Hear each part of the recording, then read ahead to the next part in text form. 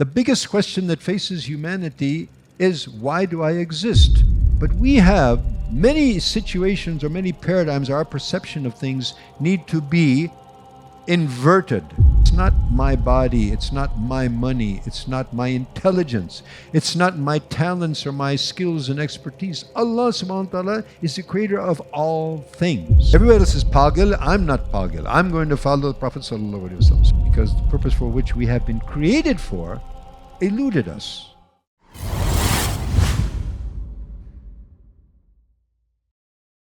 Bismillahirrahmanirrahim. Alhamdulillahi Rabbil Alameen. Wassalatu wassalamu ala Sayyidil Mursaleen wa ala alihi wa sahabatihi ajma'in, amma ba'd.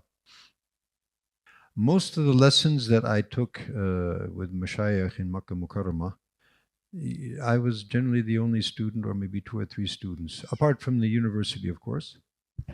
So it's not about, as our brother has also mentioned, it's not about quantity, it's about quality. So hopefully we'll have some quality takeaways, and that's the idea. This is not sort of a lecture. It's not a speech. It is a interactive session in which we hopefully will have some takeaways that would perhaps leverage us or give us leverage to live a more healthy and a more meaning existence. And everyone in the world is looking for that. So, a little background. A little background was given about me, and that's not so very important, but what is more important is this series. And how this series came about, as it was mentioned earlier in my introduction, that after accepting Islam, then my life was pretty much, if not pretty much totally, engaged in learning and teaching in various institutions here in Pakistan. And in the sciences of Quran and Hadith and Islamic learning, various disciplines. However, the students or the people that I would interact with, or as they say in market terms, the target market is a very niche market. It's a very selected few, out of the Pakistani population, it would amount to maybe 0.00001% of the population. And so this very small niche of population, very fortunate from the side of Allah subhanahu wa ta'ala, that they are able to dedicate their lives for a full-time in-depth study, of the sciences of Islam. It's a great thing, a wonderful thing. And the perpetuation of this tradition, the result of which is that we have a deen which is unpolluted, which is unique. There is no other religion or system of life or system or discipline or philosophy on the face of the earth that has remained for this period of time untouched. And it continues to expand in terms of its scope, in terms of its expansion to comprehensively address every possible situation that a human being would face.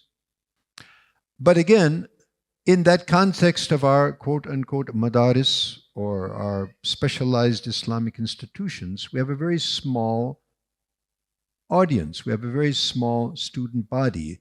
Those who directly benefit from the system are quite few in number. At the same time, being a convert Muslim, revert Muslim, whatever is politically correct to say these days, we have to be careful how we word things. Anyway, a person who has accepted Islam. By the way, people, just a kind of an anecdote.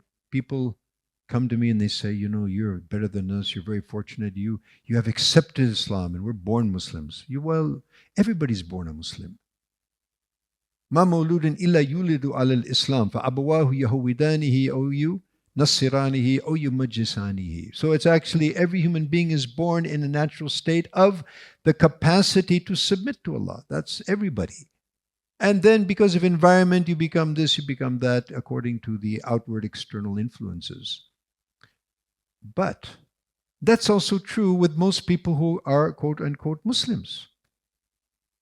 Because even though, perhaps even we pray, we know the kalama, even we learn to read the Quran, as we discussed earlier, at least the words of the Quran. But actually the life of Islam is quite foreign to us. every aspect of it other than some of the rituals, and then again the structure of the rituals.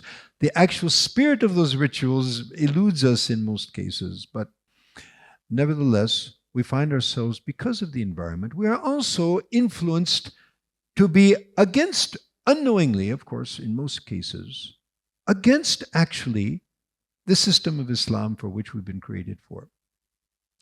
And as a result of that, we find in the various domains of human health, we find huge discrepancies because of the fact that we are living outside of the teachings of Islam in all of its aspects, which deals with every aspect of our life. And we've all heard that Islam is a total way of life. But yet we're oblivious to how that totality and that way of life, how it fits in and it synchronizes with, in fact, everything that we do. Now, so that's one. Now, more specifically, from my upbringing, due to my mother who just passed away recently, it was a few months ago, and she lived to the age, although she never accepted Islam, she was appreciative of certain aspects, but there were certain aspects she unfortunately was not able to digest. But nevertheless, she was a wonderful individual. And she was a person who, from the 1950s, was one of the very early proponents of holistic health and a natural way of living. She was a certified organic gardener and holistic and natural food specialist and dietitian, which was quite rare in those days. It's now becoming more popular. So we grew up like that. We grew up, eating from our own vegetable garden right next to our house. And we weren't allowed to drink Coca-Cola and eat Lay's potato chips, which every Pakistani, puts in the lunch of their children every day. We were totally, removed from this kind of thing. And when we were children, we used to rebel. But actually, by the time I was a teenager, I realized my mother was absolutely right. And I became more extreme than she was. And in any case, also, physical fitness was always a thing. I mean, I'm 73 years old and still, alhamdulillah, I can still play basketball with the kids. I can still out surf and swim, people a quarter of my age. And it's not a great achievement. It's just that, from childhood, I took care of myself. So actually, the human being is a fantastic, it's the pinnacle of Allah subhanahu wa ta'ala's creation. If it's kept in reasonable service, it's going to give you a huge, it's going to give you a huge a service you're going to get from it. And if we neglect it, it's going to fall apart and break apart as we see in the world today. So anyway, so with that background and living a very sort of natural lifestyle, very conscious of the food that I eat, keeping a balanced lifestyle in terms of sleep habits, exercise, etc. Now, after accepting Islam, and it's the total way of life, and it's everything is there. Then looking at Muslims, my God, disaster. Diet, exercise, sleep patterns, Karachi things. When I first came to Karachi, we needed a washing machine. So I said, okay, I want to go because I'm teaching in the madrasa. I have classes from 9 o'clock, 8 o'clock, whatever. So I want to go early to the market and do my purchase and come back so I don't. So I said, let's go early to the market. He said, okay, we'll go at 12 o'clock. I said, we need to go early. I need to free up my. He said, yeah, 12 o'clock. That's when they open. I said, come on, 12 o'clock? Are you kidding me? He said, no. I couldn't believe that. I couldn't believe that a market opens at 12 o'clock. I said, look, let's go at least 10 o'clock. He said, nobody's going to be there. I couldn't believe it. We went there at 10 o'clock and we had to wait for 2 hours. Nabi Muhammad says, Bodika fi ummati min bukuriha. Bodika ummati min bukuriha. 4 words, and it has this vast meaning that in the early hours of the day, in the early parts of the day, the barakah is being distributed. And all of Karachi is snoring away, losing all of that barakah. And then what's going to happen to the rest of the day? So by the time they actually get to the market, okay, it's lunchtime. After lunchtime, we're feeling tired. And then they end up staying up there until night, 8, 9, 10, 11 o'clock, sometimes later in the night. And what they could have achieved in a few hours in the morning, they're not achieving, in all those long hours that they spend outside of the paradigm or the peripheral of the Barakah of Allah subhanahu wa ta'ala that He's provided in the beginning of the day. There was one young man from the Mayman community. Do we have any of our Mayman community here? No Maymanis here, mostly in Karachi. So Mayman community, they're very business oriented, and of course, most of those markets are dominated by the Maymani, the Gujaratis, the Maymanis, the Delhi Mawalas, etc. So one of these young men, he attended a session in which this was mentioned. So he said, if that's the case, and he was a person of Deen, he was a person who believes that Prophet sallallahu alaihi wasallam, he doesn't speak from his own. He speaks according to the revelation that's given to him by his Lord. So, the Nabi Sallallahu Alaihi Wasallam says, Barakah in the morning, so I'm going to open my shop in the morning. And what kind of a shop did he have? He had an auto spare parts shop in the market on the main Muhammad Ali Jinnah Road, if you're familiar with that in Karachi, which, again, opens at 12 o'clock. He says, I'm going after Fajr and opening my shop. People said, Pagal ho gaya. He said, no. Everybody else is pagal. I'm not pagal. I'm going to follow the Prophet sallallahu alaihi wasallam. So he went and he opened his shop, 7 in the morning, whatever it was. Nobody's on the road even, much less shops, being open. He said, nevertheless, that's what I'm going to do. So after a while, a taxi driver happened, and actually right down the street, up a little way, we have a place in Karachi called Patel Para, which we used to live. Ali used to live there also when he was little. So all the transport wallos, they live over there. Taxi wallo, rickshaw wallo, all these people, they live there. Okay. So this taxi walla, rickshaw walla, whatever it is, I don't remember. So he happened to be passing by and he sees this shop open. Auto parts shop open, 7 in the morning. And actually, to go from that place, from Patel Para to that shop, it's about maybe maximum 2 kilometers. It would take you 5 minutes if there wasn't traffic. And if there is traffic, it might take you 5 hours to reach there. So what he realized was that if I need spare parts, I can come here in 5 minutes, get my work done, go back, and I'm on the road, and wow. So now the news reaches the rest of these taxi wallos and rickshaw wallos, and now his business is booming. By the 10 o'clock, he's over. He shuts down at Dhuhr and, has his lunch, qailula, following the way of Nabi Sallallahu Alaihi Wasallam, family time, barakah. So we don't understand this system. One of the things that we don't understand, like so many things, we don't understand the sunnat of Allah. Leave alone the sunnat of Rasul. We don't understand the sunnat of Allah. وَلَن تَجِدَ لِسُنَّةِ اللَّهِ تَبْدِيلًا وَلَن تَجِدَ لِسُنَّةِ اللَّهِ تَحْوِيلًا. Allah's sunnat does not change. The way He has engineered the universe, if we don't understand that, we're never going to benefit from it. We're going to be working against it. So this series that we have here, it's an attempt to, display to our Muslim brothers and sisters that we have a natural way of life.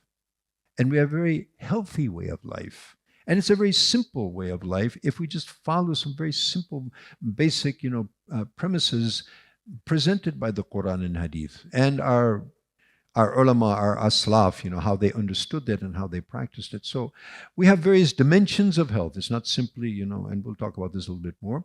But this is quite a long and detailed series. It's very simple. It's very easy to understand. There's simple takeaways that you can get from it and things that you can leverage, huge changes in your life.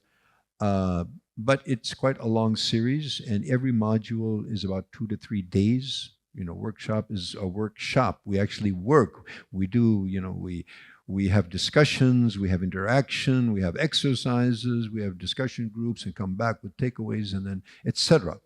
So what I'm going to do is today, since I have 2 hours, I'm going to introduce you to the basis, the very basic premise of the program, and then I'll introduce you to some of the components, the basic themes and topics covered in the components.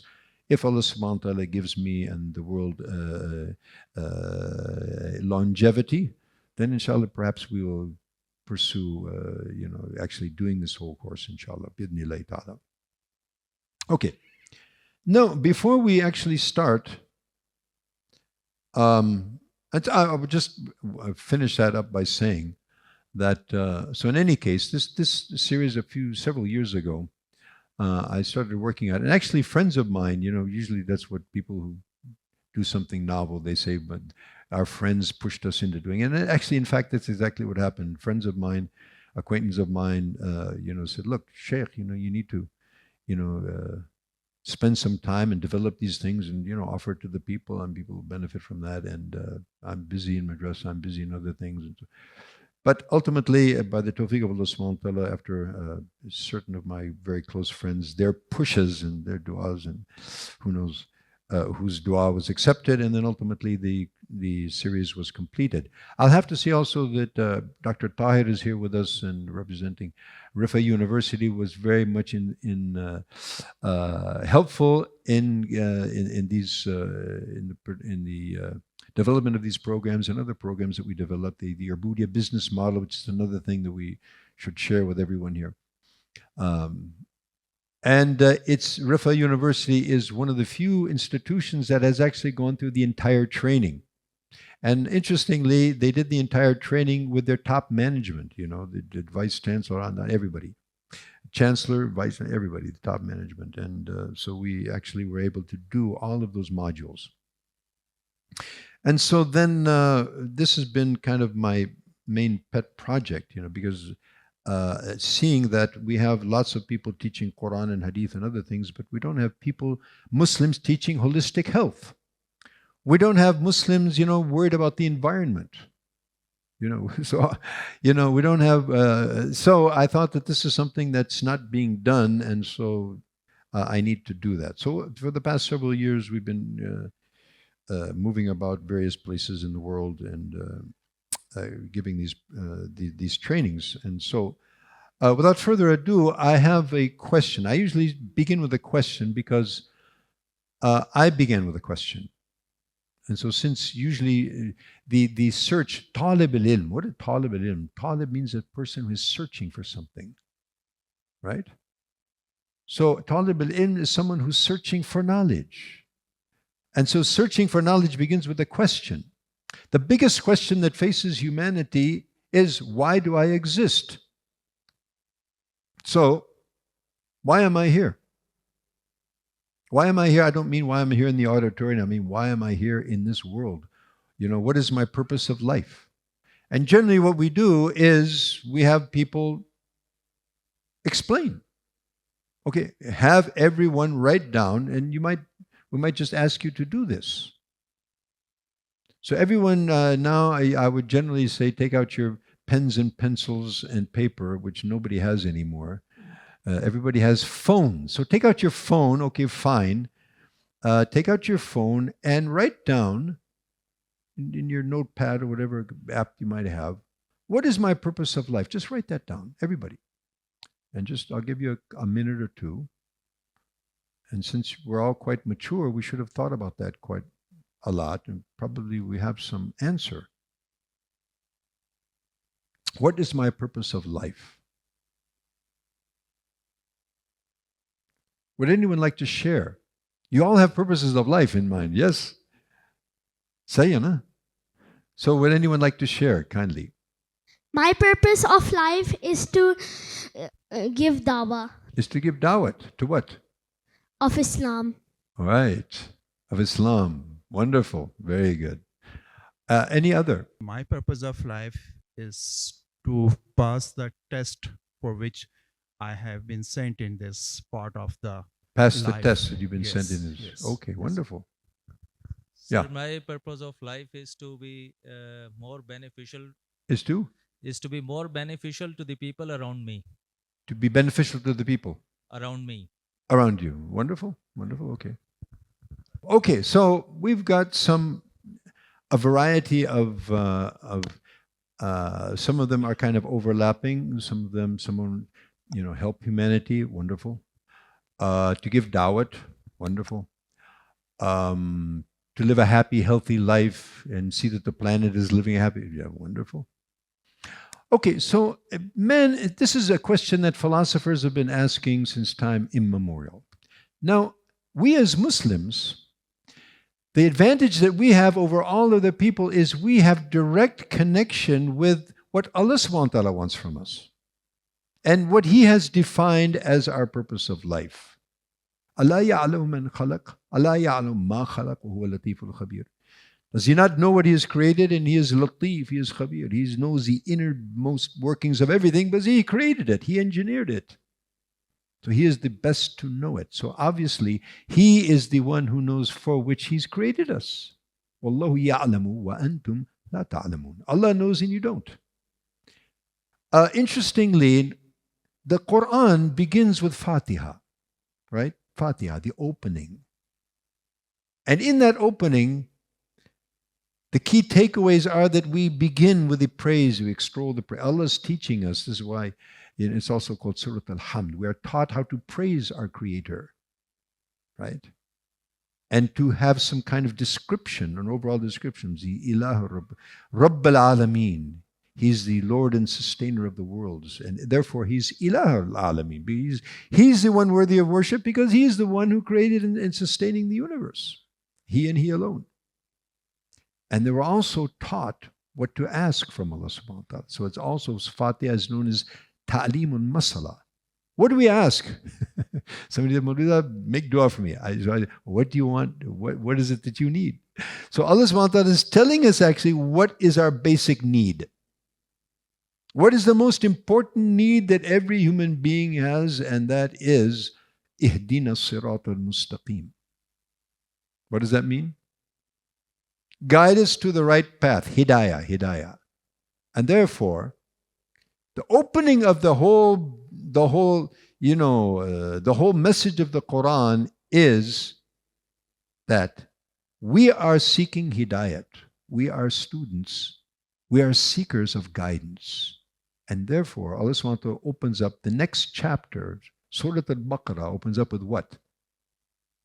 Alif, Lam, Mim. Oh, Allah, guide us. So Allah subhanahu wa ta'ala replies, Alif, Lam, Mim. What does that mean? It means I know and you don't know. There's a lot to be said about that. You know, Asrar, Haruf al-Muqatta, you can read a lot about that. But ultimately, bottom line is, Wallahu ya'lamu wa antum la ta'lamun. Allah knows and you don't know. So if we want to acquire the guidance of Quran, the first thing we have to do is negate me. Me, I know, you don't know. This is the book in which there is no doubt. Hudan lil muttaqin. Hidayat, it's guidance, but not for everybody. It's guidance for the people of taqwa. And in fact, yudillu bihi kathira wa yahdi bihi kathira. In fact, many people go off the, misunderstanding the Quran, having desires, having their own personal agendas. So we'll use whatever resources we have to promote and facilitate and substantiate my skewed agenda or my skewed perception. And I'll use the Quran, I'll use the Hadith, I'll use the Arabic language, I'll use everything because there's a disease in the heart. فِي قُلُوبِهِمْ مَرَضٌ فَزَادَهُمُ اللَّهُ مَرَضًا. So you want to continue in your disease? Continue. You want shifa, you want health from your disease? We can provide that as well. So the Quran is a book of guidance, and it guides us to everything that we need to be rightly guided. So, before we get into what does the Quran say about our purpose of life, there's a concept that I use quite often, and it's very, very important concept for anyone. It's a very, very, very important concept for Muslims. And it's a very, very, very, very important concept for Pakistani Muslims. And what I call this the paradigm inversion. Have you ever heard of paradigm shift? Everybody's heard of a paradigm shift? Who's heard of a paradigm shift? Shift, paradigm. So we shift the paradigm from here to here. I have paradigm, basically a perception. My perception of things, how I see things, my, how I view my worldview, etc. So I take it from here and I put it here, shift. But we have many situations or many paradigms, our perception of things need to be inverted. Shifting is not going to, it's not going to do the job. So, to kind of graphically illustrate that, and it appears to me in my little life, in my little tiny bit of understanding, whatever Allah has given me, it appears to me that there's really basically two camps in the world. There's a two-party system, if you will. And I don't mean the Democrats and the Republicans or, the PPP or the QMZ or whoever. But there is a camp which I call them the materialist camp. Materialist, capitalist, non-acknowledgers of anything other than the seen world. They know, they have some understanding of the seen world that they can experience with their senses. In terms of the hereafter, in terms of the metaphysic, they're totally ghafilun. They have no clue. So these people base their life on material. Whatever we see in front of us, whatever we can smell, taste, touch, etc. That's what reality is for them. Now we have another concept which we call the ubudiyya paradigm. Now ubudiyya is a word that you have words in Urdu that are similar, they're connected. But the word ubudiyya, and I don't know how this happened, but somehow or another it eluded the Urdu language. So most Urdu-speaking people have not heard this term. It's a very common term in Arabic. Those who speak the Arabic language, they know this term. But we probably have heard of ibadat, abdiyat, abd. We probably heard that. So it all stems from that base, abd, slave. And ubudiyya is acting like a slave. It's the antithesis of what the Occidental world is the agenda that they're trying to push onto everybody. It's my body. I do with it what I want. It's your body. Did you create it? Do you control it? Do you sustain it? How many cells do you have in your body? You have around 60, 70, 80 trillion cells in your body. And interestingly, they say that every cell in the body is composed of about 60, 70, 80 trillion atoms, which Allah subhanahu wa ta'ala has created all of them. He's controlling all of them. He's sustaining all of them. You have nothing to do with it. The only thing you do is by the tawfiq of Allah, you raise your hand to your mouth, you put in the food. After that, it's Allah subhanahu wa ta'ala doing everything. Your stomach has intelligence. Your blood vessels have intelligence. Your heart has intelligence to send to every single cell of your body the exact amount and quality of nutrient that every cell requires. Trillions of cells every moment of your existence, 60, 70, 80 years. Who's doing that? And you have the audacity to tell me it's my body. I do with it what I want. It's not your body. It belongs to the Creator. He created it, He's sustaining it, and He's controlling it. And you're going to be held accountable to how you deal with it and how you use it. This has totally eluded us. So how we're using our external body, how we're feeding our body, how we're using our body, it's not ours. It is an amanat in our hands. And we're going to be asked about it. Inna Allah ya'murukum an tu'addu al-amanati ila ahliha. Allah subhanahu wa ta'ala orders us to return the amanat to its rightful owners. On the Day of Judgment, we're going to have to turn it back over to Allah. How did we take care of it? So, anyway, so we are slaves. It's not my body. It's not my money. It's not my intelligence. It's not my talents or my skills and expertise. Allah subhanahu wa ta'ala is the creator of all things. Khaliqu kulli shay. There's nothing tangible or intangible except that Allah is the creator of it. وَاللَّهُ خَلَقَكُمْ وَمَا تَعْمَلُونَ. Even your actions that you are doing is by the tawfiq of Allah. Anything that you do, it's by the tawfiq of Allah. You're not independent, even in your actions, from Allah subhanahu wa ta'ala's irada, from His will and His desire. Nothing happens in this universe without His desire, without His will. So that concept, that perspective, that paradigm is, I call that the Ubudiyya paradigm. So similarly, Muslims, they're born, they die like everybody else. They marry, they have children like everybody else. They eat, they drink, they have houses like everybody else. They interact, they transact like everybody else in business, in social constructs, community projects, etc., like everybody else. The difference being that the material camp does all of these things on what basis? Me.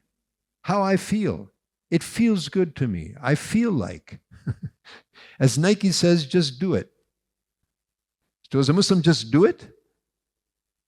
No. So in other words, the material paradigm is based on this concept that man is free. He's totally freed. He can say whatever he wants, do whatever he wants, think whatever he wants, believe whatever he wants. He's freed totally. And our Ubudiyya paradigm is you're not free. You are the slave of Allah. You are the servant of Allah. You are His creation. And fortunately, we have a master who is more compassionate and more loving and more merciful to us than our own parents. In fact, the parents of the world combined. And so anything that He has ordered us to do, it's for our own benefit. And what He has told us not to do, it's to our own detriment. So we have a huge discrepancy. Now my question is, what percentage of humanity would you say, just a random thought, how much of humanity would you say is on this paradigm, material paradigm? क्या ख्याल? 10, 20, 50, 100, how many percent? 95%? Probably. Yeah? Huh? 99. Oh. And how many people would be on this one? According to our young man here, it's 1%. And maybe that 1% makhlut be. It might be. Unfortunately, this is the fact. And most unfortunately, those, people who have no knowledge, of Scripture, they have no knowledge of Quran, they have no waqifiyat whatsoever of Islam, then we would have an excuse that, well, they don't know. They don't know any better. But what about Muslims who are now 1 point whatever billion, approaching 2 billion? We're not a minority anymore. We're actually headed towards becoming the majority in terms of a group. Muslim, at least who are classified and are under, statistics are called Muslims. Now, how many of our, 1 point whatever billion would be from which camp? So just because our name is Abdullah, our name is Fatima, and on our Shanakhti card it says Muslim, it doesn't necessarily mean we're members of that party. It's very likely that we're much more, leaning towards this party. So if we've understood this concept, the material paradigm of life, it's all from material, and we as human beings are material, and when you leave this world, you're going to be amaterial. You won't exist any longer. And so success is defined by the amount of material which you can accumulate and control and use. That's the measure of, because it's all material. We're material, the world is material, so as much material as you can get and control, then to that measure, you've succeeded in the world. Interestingly, if you look at also statistics of happiness levels, you'll find that, interestingly, despite the fact that this is what most people believe, studies have been done. I probably was a study in Stanford University, And they found that because happiness is so elusive and nobody's happy anymore, so it's become a very important science, how to be happy. It used to be everybody was happy, pretty much, you know. Every Muslim was pretty much happy, you know, which is one of the reasons I accepted Islam. I saw Muslims, they don't have anything, but they're happy. Why is that, you know? And the interesting thing is, I think you'll probably, you know, observe that. When you go to the poorer places, you seem to find people more happy. Have you ever noticed that? When you go to a village, you find sad people in the village? Patao? How many sad people you have in Bahariya town? In DHA? A lot of them, right? Yeah. You know, in Karachi, we have, you know, DHA, we have societies. You know, when I first came to Pakistan, we have the societies, you know. So, and then we have places like Golimar, Liaqatabad, Golimar, Goli. It's a very dangerous place also.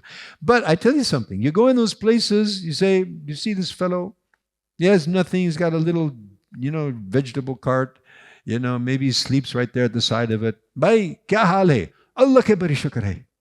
Alhamdulillah. Allah ke shukr hai. Then we go to DHA and we find Saab in his big mansion, you know. Bhai, kya haal hai? Main kya bata sakta hu? Masle masail. So many problems, so many difficulties. The poor fellow here, he has no problem, no difficulty. Actually, on the day of judgment also, it's going to be like that. The people who have more, they're going to be asked more. You're going to be accountable. Where did you earn? Where did you spend? It's all going to be accounted for. The poor guy who didn't have anything, he has no account. He goes straight into paradise, provided he's a Muslim, of course. And he was doing the minimum. Anyway, so we have these two camps. Now let's again revisit that question. Why am I here? What's my purpose of life? So we all have our own perceptions. We all have our own conclusions, perhaps.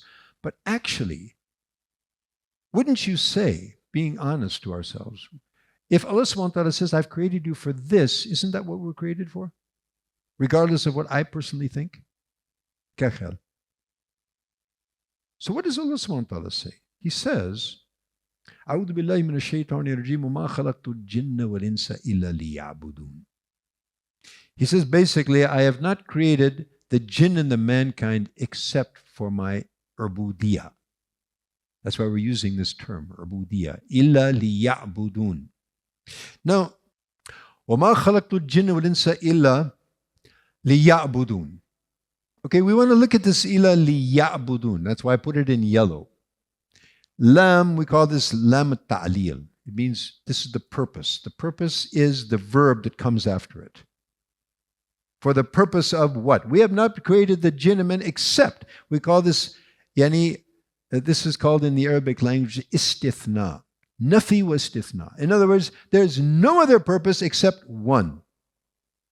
Not what I think, he thinks, the whole world thinks. There's only one purpose for which Allah subhanahu wa ta'ala has created human beings. It's liya'budun. So what does that mean? Illa liya'budun. This is what we call in the Arabic language fi'l mudariya. It's the present and continuous tense. Ya'budun. Not today, not tomorrow, forever.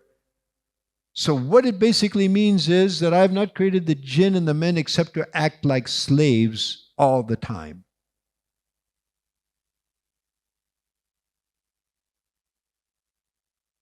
In other words, I am not free to do anything I like.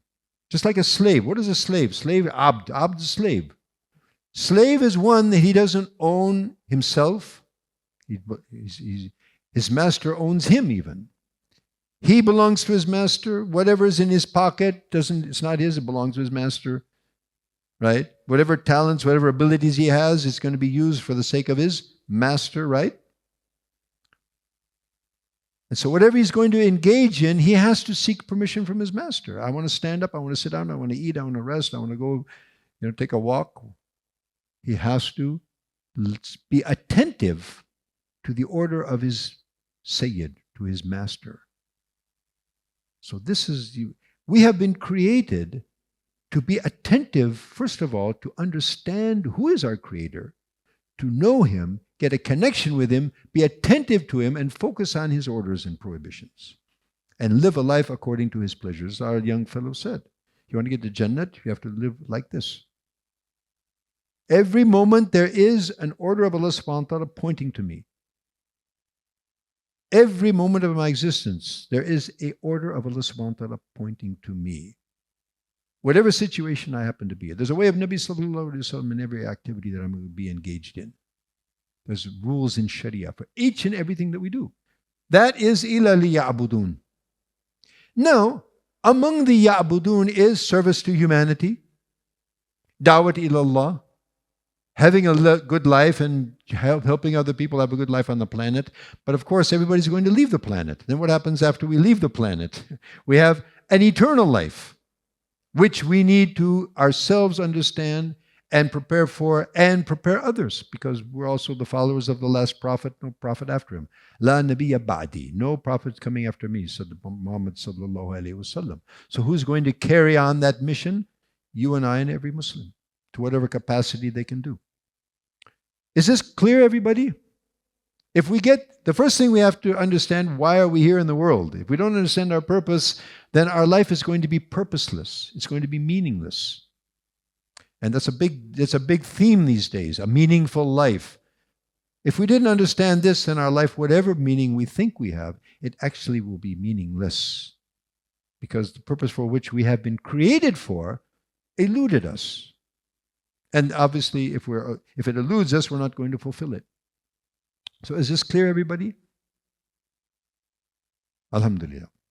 Okay. Next, let's just take a look. We've said this is a whole system of life. So let's look at it a little bit more closely. Allah says He's created us for His servitude, a life of servitude and worship. And of course, Ya'budun people, they tend to translate it and say, except for Allah's worship. But this causes a problem because it doesn't really give the real meaning. Because we think worship means that prayer, salat, zakat, hajj, som, Ramadan, dhikrullah, tilawat of Quran, and so forth. And we'll talk about this a little bit more. Why are the pillars of Islam all these ritual worships? However, that's not the whole picture, right? And Ya'budun means it has more comprehensive scope than that. So let's just look at the scope. What is the scope? So Ubudiyya, before we talk about Ubudiyya and talk about its scope in more detail, 3 terms which every Muslim knows in terms of the words, but we have to ensure that we understand what they actually mean. Being that it's Arabic language and it's not our language, so we have to ensure that we understand. Number 1, Islam itself. What does Islam mean? Yes. Islam, what does it mean? Some of us have been, we have this perception, or we've been led to believe that Islam means salam. It means peace. Well, yes. I mean, peace, you're not going to have peace without Islam. But actually, technically, Islam doesn't mean literally peace. It means submission. Aslama, yuslimu. Islaman, submit, surrender, willingly. Okay? So Islam, the meaning of Islam technically is submission to Allah. So that being the case, the second thing we need to understand is, what is a Muslim? Exactly, it's active participle, right? Ism fa'il. I think in Urdu you also say that, ism fa'il. So the person who does Islam is called a Muslim. So now the question comes, so am I submitting or not? Am I really a Muslim? So, suppose somebody is not praying or somebody is not careful about certain injunctions. So can we say he's not a Muslim and, just get rid of him? Can we say that? No. Why? And of course, we have people like that out there now, and that's historically we've had people who had this kind of misconstrued image. So this is a very broad concept, submission. And you have a minimal amount of submission and you have a maximum. A minimum and a maximum level of submission. Now, for example, we have this fellow, he's in the ICU in the hospital, and he's being fed intravenously, and he's being, he's got food tubes, and he can't even hardly breathe by himself, and he can't do anything. He can't speak, he can't talk, he can't work, he can't earn, he can't provide for his family. He's actually a burden on society because our tax money is paying for his hospital bills. So can we say, look, this is a useless human being, so why don't we just bury him and get it done with him? I mean, he's just wasting public money. Huh? Can we do that? I mean, rather than keeping his family and everybody, perishan, let's just do away with him, bury him. He's useless. Can we do that? Huh? Suppose we do that. So we just take him and just bury him. Then we are what? We're murderers, right? We've killed a human being, but he's alive. As long as his heart is beating, his brain is, he's alive. His life is sacred. And taking that life is one of the biggest criminal acts that one can do. And in fact, as Allah subhanahu wa ta'ala says in the Quran, that the person who kills a mu'min, purposely, on purpose, intentionally, he'll be placed in the fire of Jahannam forever. He'll never get out. There's a long discussion on that. Never getting out means like never, never, never, ever, or perhaps after a huge, very, very long period of time. In any case, it is an extremely serious crime. So, such a person is alive. We can say he's alive. But we have another person who is healthy, wealthy, powerful, strong, vibrant. He's running a business, he's taking after his family, he's involved in community projects. He's just a great guy. He's doing all kinds of great things. He's also alive. So there's a huge difference between this fellow's life and this fellow's life. Him being alive and him being alive. But both are alive. But a huge difference at various levels of being alive. So also in Islam, being a Muslim and your level of submission is like at least you submit to and acknowledge that there is only one creator of the universe and that Muhammad ﷺ is his prophet. That's the minimal performance level under which you will never get into paradise. Even though you might not pray, you might not do anything else, as long as you realize that you are supposed to. Yes, it's compulsory for me to pray, it's compulsory for me to fast, it's compulsory for me to do all these things, but I'm just not doing it. May Allah give me tawfiq. I know I'm wrong, astaghfirullah, right? But at least he believes that there is one Allah, there's one creator, and he believes in the prophethood of Muhammad. So he's a Muslim. And his blood, his property, everything is haram. In other words, you cannot put a hand on him. You would encourage him to fulfill, have a higher level of Islam, but nevertheless he's a Muslim. And then, maximum benchmark, Muhammadur Rasulullah sallallahu alaihi wasallam. That's the benchmark in every aspect of Islam and being a Muslim. And so, lastly, we want to ensure, so one who submits to Allah, that's the Muslim. And lastly, Deen. What is Deen? Our Deen is Islam. So what is Deen? What's the meaning of that? People say a religion or, way of life. Okay, what way of life? There's many ways of life. The right one. So, yes, absolutely, but to define that maybe a little bit more sort of definitively, we could say the total system of submission. Since Islam is submission, the Muslim is the one who submits. What is Deen? It's that total system of submission. And what's the scope of that? It's a huge scope. Every activity of life, everything that we do, even our breathing, if the people are really attuned to Allah, La ilaha, they breathe out, illallah. Breathe in, Allah. Breathe out, everything else other than Allah, out. In, out, in. Even the breathing is an act of recognition of Allah subhanahu wa ta'ala. So everything from our very act of breathing to running the country, everything in between our eating, our sleeping, the mundane things, the necessities of life, all of these activities, they come under the scope of Islam. And so every activity that a human being does can be an act of obedience and an act of ibadah.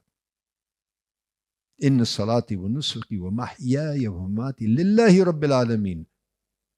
My salat, my rituals, my living, my dying, my everything, it's for Allah subhanahu wa ta'ala. So that is the ultimate. So everything that we engage in, it can and is to be an act of worship. All roles in life. This is another area where we tend to really have huge discrepancies. And we hear this shikayat a lot, so and so, oh, he's got this big beard and he's got this big sajda mark on his head, but you know how he's conducting his business?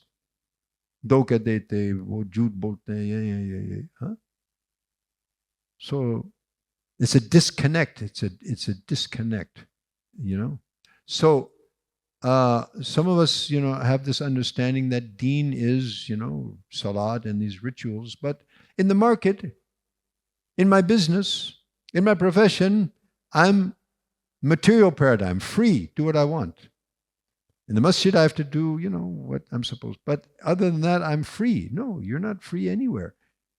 So everywhere, whether it's in the marketplace, whether it's in our professions, with our jobs. Therefore, we came up with this Ubudiya business model. How do, most of us spend, if not half the day or more than half the day, or the majority of the part of our day, particularly the men, in your professions and jobs and businesses.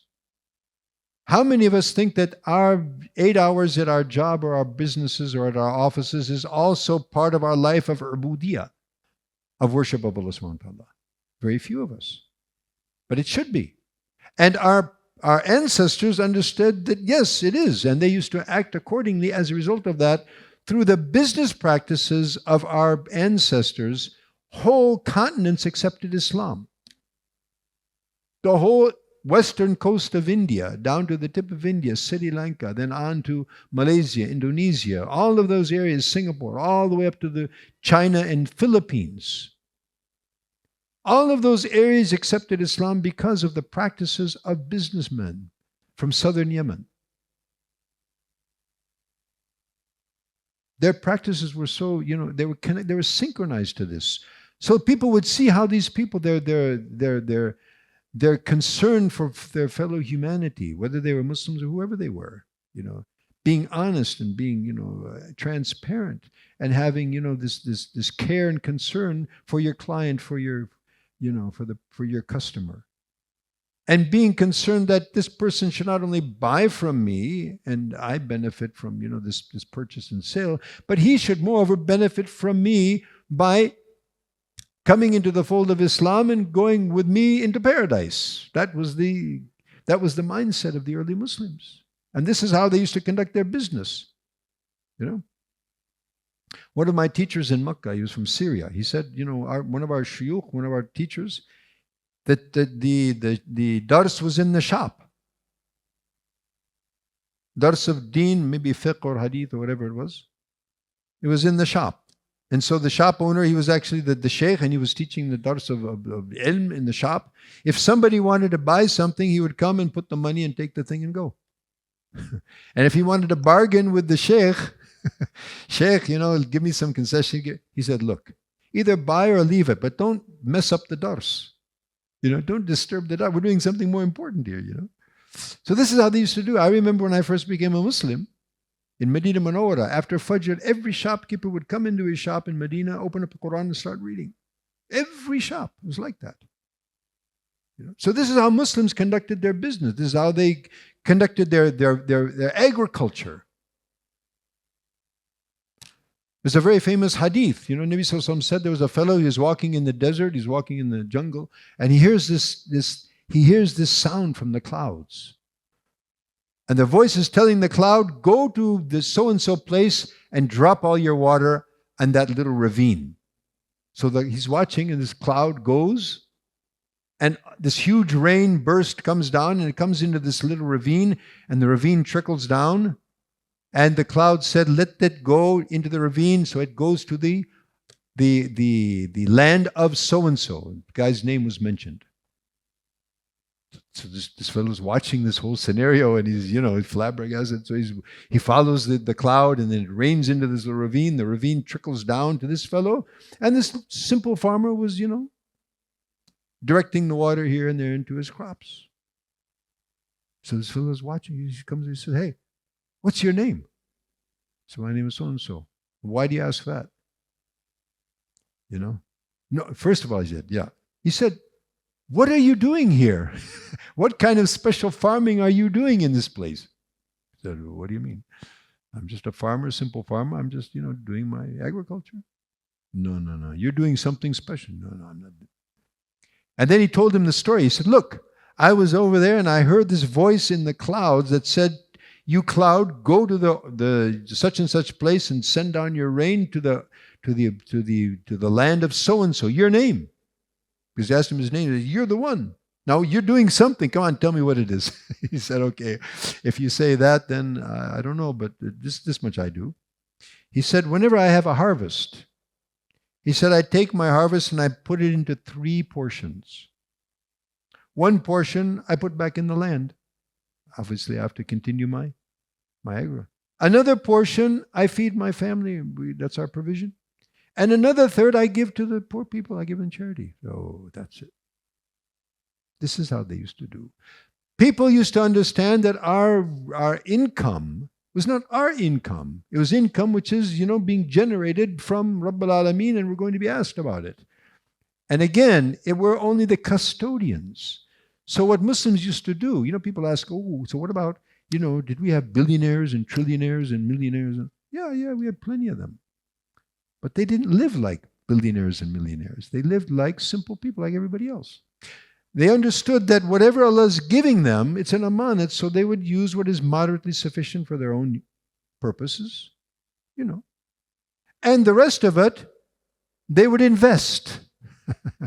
They were very sharp business people. Invest in an account that never ends. Jaiz riba.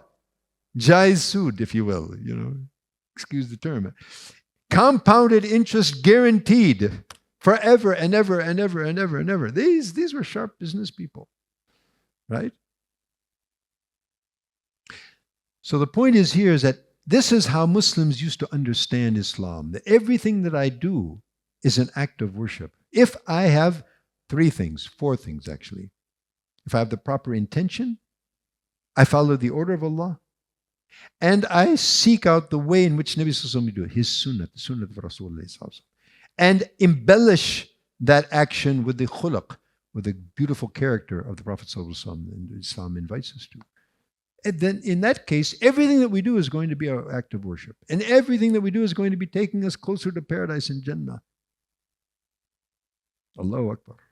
So, that's the scope of Islam. So it's everything that we do.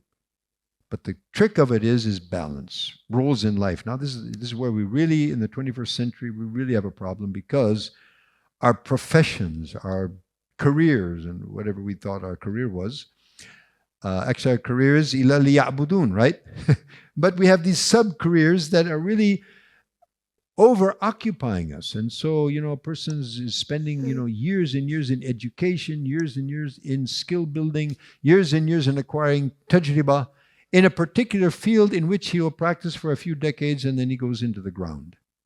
In the meantime, there was other roles that he had to actually play in life, as a husband, as a father, as a neighbor, as a community member, as a follower of the Prophet Muhammad Sallallahu Alaihi Wasallam, and, required to, in some way or another, to the best of his ability, also carry on the message of Rasul alayhi salatu wassalam. Of course, that because we are so busy in our career, and the women have taken the heaviest beating on this whole paradigm. And, the concept that the career of women is not the house. It's not the children. Career means outside. Career is not in your house. Career is not with your family. Career is outside, in an office somewhere, in a building somewhere, in another country perhaps. Subhanallah. Let's just look at this, ladies, to think about this, because now it's a big demand. There's a huge pressure on our lady folks. May Allah protect them and bless them. And our Muslim women are so unique in the world today. By the way, in America, just a sort of interjection here. In the United States, alhamdulillah, Islam is the fastest growing religion, like it is everywhere in the world. It always has been, and it continues, and it gets more and more. And out of those 10 people who accept Islam in America, I would say, I don't see the statistics, but from my own engagement, I would say out of the 10, 9 are women. Which kind of seems strange. Why? Because, women's liberation and, hurriya and all of this nonsense, that they're feeding the women, and these women, just expose yourselves, do what you want, and show everything you want. But actually, no woman really wants to do that. No woman wants to be, public property. Her dignity, her honor, her chastity. These are valueless. The dunya does not, in its entirety, doesn't equal the value. And so these poor women are fooled into this idea that the more you expose of yourself, the more that you freely, use yourself and let yourself be used, the more you're going to be free, the more you're going to be happy. And nothing could be farther from the truth. And so the mental disease that we have, particularly in women, and the rates of suicide and suicidal tendencies is so astronomically, proportionate. So 9 out of 10 of the people accept Islam are the women. And then why? Because they said, when we enter into Islam, we feel like we're a woman. We were a commodity in the market before, and it's all based on your physical appearance. And if your physical appearance is not up to the standard, you're out of a job. You're out of a career. Sorry. And our ladies, nobody knows how they look like, right? We know that their value is not in their physical appearance. Their value is in their iman, their amal, their chastity, their modesty, their ubudiyah, their taqwa, their sabr, etc., etc. So anyway, I got off on that tangent. What was I saying before? Huh? Balance. Yeah. So the career. So the ladies, they've been doing the biggest problem of this whole feminist movement, and I think actually the feminist movement is how to defeminize women. Demasculinate the men, strip men of masculinity, and strip the women of femininity. So neither you have women or men, you have some hybrid, Allah knows what it is, That's what we have in the world today. So, I want you to think about this. Prophets, what did they do? I mean, first of all, can you reach some kind of position or status higher than a prophet? Is there anything higher than that? I mean, what about prime minister, king? Is that anything like being a prophet? And by the way, you can't work hard and struggle hard and become a prophet. It's closed. You can't be a prophet, actually. Allah has to select you. There's no way. The maximum you cannot be a prophet. You're selected. And that door is also closed now. Now, what career in the world is closest to prophethood? And what is prophethood, by the way? What's the whole object behind prophethood? In other words, prophets, mind you, when we say, وَأَشْهَدُ أَنَّ مُحَمَّدًا عَبْدُهُ وَرَسُولُهُ. First he's abd and then he's rasul. Why? Because Rasul means a messenger who brings a message. And what's the message? How to be an abd. And so his life was being a slave. And so he was preparing mankind to live that life. So in other words, he's basically sent to prepare mankind, nurture mankind, mentor mankind, grow mankind. Right? What do mothers do? What does a mother do? That's exactly what mothers do on a micro level, albeit. So it appears to me that the closest career to prophethood happens to be motherhood. And by the way, a man can't be a mother. Just like a woman can't be a father, right? Despite what the insane world has now come to believe, you can be whatever you want. No, you can't. No man can ever be a mother, and no woman can be a father. So this career of raising, generations of muttaqis, of great human beings, that actually that begins with the lap of the mother. But mothers out there is following some career, and the main career has been totally neglected. Now what do we have? We have a lot of children la waris.